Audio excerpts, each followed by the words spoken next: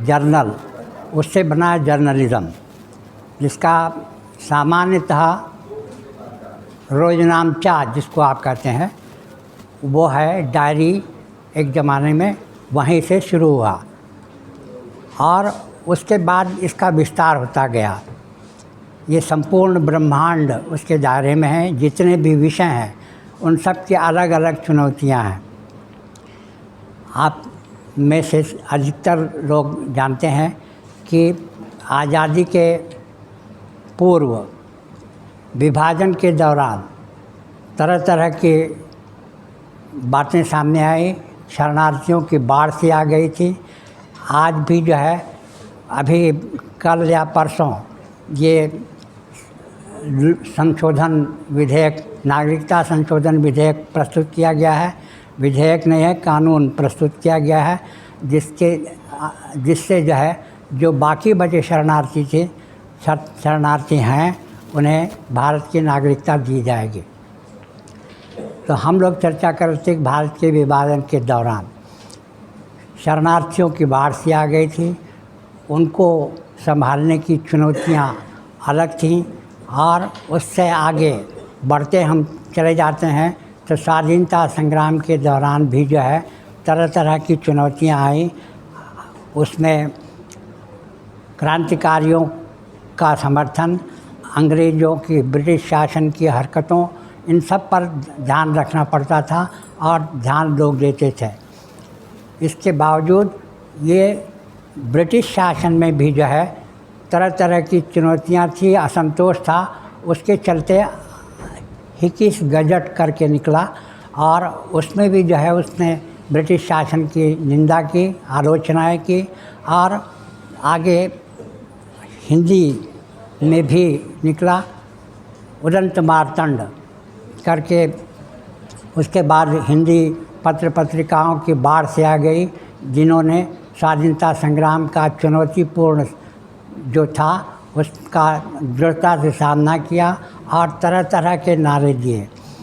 क्रांतिकारियों को जो समर्थन देना था, उनके समर्थन में जो कुछ भी उनको उत्साह बढ़ाने के लिए करना था वो करते थे। आज आप जानते हैं कि बाढ़ से आ गई है, मतलब तरह तरह के न्यूज़ एजेंसियाँ, प्रिंट मीडिया, सोशल मीडिया, हाँ, तरह तरह की चीज़ें, जैसे इंटरनेट आ गया, अब ई पत्रकारिता का ज़माना आ गया। अब इसमें चुनौतियां बढ़ती जा रही हैं और बढ़ेंगी आगे भी। अब ई पेपर का भी ज़माना है, तो इसका सामना हम पहले जैसे करते रहे हैं, आगे भी उसी तरह से करते रहेंगे उन चुनौतियों का। और हमको विश्वास है, जो विश्वास की चुनौती है उसको हम कायम रखते हुए आगे जो भी चुनौती आएगी पत्रकारिता के क्षेत्र में, वो ज़रूर हम सामना करेंगे और उसका एक समाधान देंगे। इसके अलावा हम बहुत सी चीज़ें, क्या कहा जाए, हमने प्रिंट मीडिया आपसे कहा, इलेक्ट्रॉनिक मीडिया बताया, सोशल मीडिया बताया, अब एक पीठ पत्रकारिता भी चल रही है, पेड न्यूज़ करके आ रहा है। भाषा के मामले में भी तरह तरह की चीज़ें आ रही हैं, उसको भी हमको सामना करना होगा संतुलित ढंग से। जब पराड़कर जी के ज़माने में, श्रद्धेय पराड़कर जी के ज़माने में उन लोगों ने एक आचार संहिता बनाई थी और उस आचार संहिता में आप लोग पत्रकारिता से भी जुड़े हुए हैं, विभक्तियाँ मिला करके लिखा करते थे। लेकिन अब ऐसा कुछ नहीं है। अब पहले के ज़माने में एक राजा था, एक रानी थी, वो सिलसिला चलता था। अब 5 Ws जो है उलट गया है। पहले हम इंट्रो में संक्षेप में सारी बातें कहते हैं, उसके बाद विस्तार से अपनी बात कहते जाते हैं और संक्षेप में जो भी होता है उसको सारांश के रूप में हम प्रस्तुत करते हैं। इसके अलावा और भी जो भी चुनौतियां हैं वो आप जानते हैं, ऐसा नहीं है कि नहीं जानते हैं।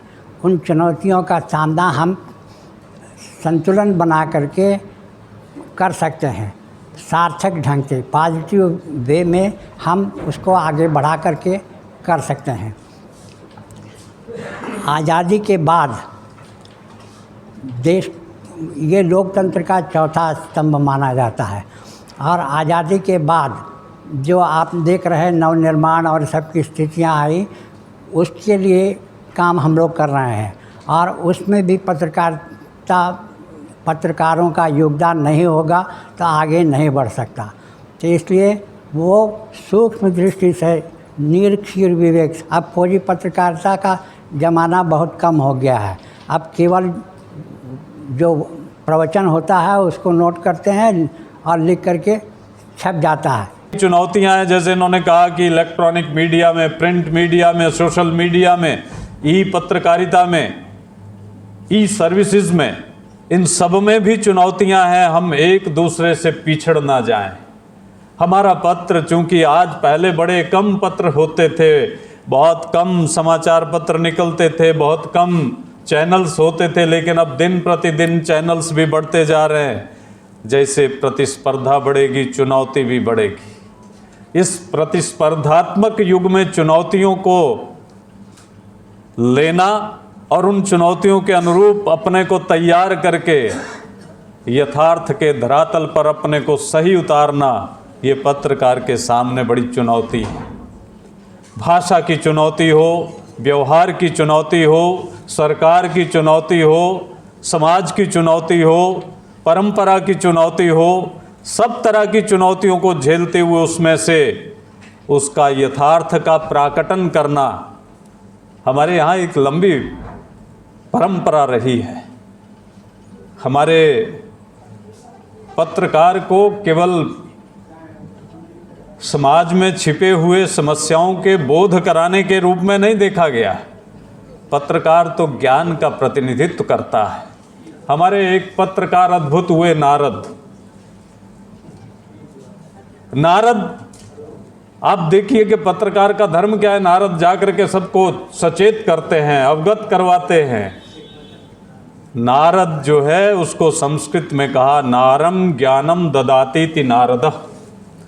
नारम नाम ज्ञानम, नार ज्ञान को कहते हैं, और जो ज्ञान देता है पत्रकार भी वही करता है। जिन विषयों से समाज परिचित नहीं होता, जिन विषयों से शासन परिचित नहीं होता, जिन विषयों का बोध शासन को नहीं होता, प्रशासन को नहीं होता, समाज को नहीं होता, उन विषयों का बोध करवाना, ये नारायण नारायण करते कहीं भी पहुंच जाते हैं और उनको बताते हैं कि ये समस्या है, और उस समस्या का उनको कई बार दंड भी भोगना पड़ा। आप नारद जी की जीवनी को उठा के देखिए तो पत्रकार को भी वही सब झेलना पड़ता है। सच्चाई का रास्ता सरल नहीं होता, और सच्चाई को उजागर करना ये पत्रकार का पहला धर्म है। जब तक पत्रकार सच्चाई को उजागर नहीं करता तो अपने पत्रकारिता के धर्म का निर्वहन नहीं कर पाता।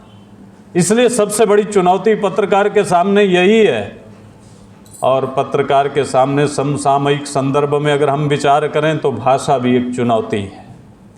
हमारी पत्रकारों के माध्यम से जो छपने वाले समाचार हैं, वो समाचारों में हम किस भाषा को प्रश्रय दे रहे हैं, किस भाषा में क्या लिख रहे हैं, उस भाषा की वर्तनी की शुद्धि अशुद्धि का भी बहुत ध्यान रखना पड़ता है, क्योंकि उसको लोग आधार मान लेते हैं, उसको मानक मान लेते हैं।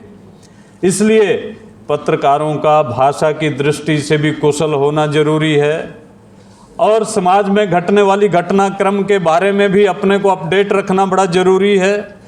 और हमारा ज्ञान ऐसा हो जो प्रामाणिक हो, पारदर्शी हो, अन्यथा हमारी क्रेडिबिलिटी खत्म हो जाती है। हम एक गलत समाचार दे दें तो दूसरे दिन से लोग उस समाचार को देखना बंद कर देते हैं कि नहीं, ये तो प्रायः ऐसा लिख देते हैं।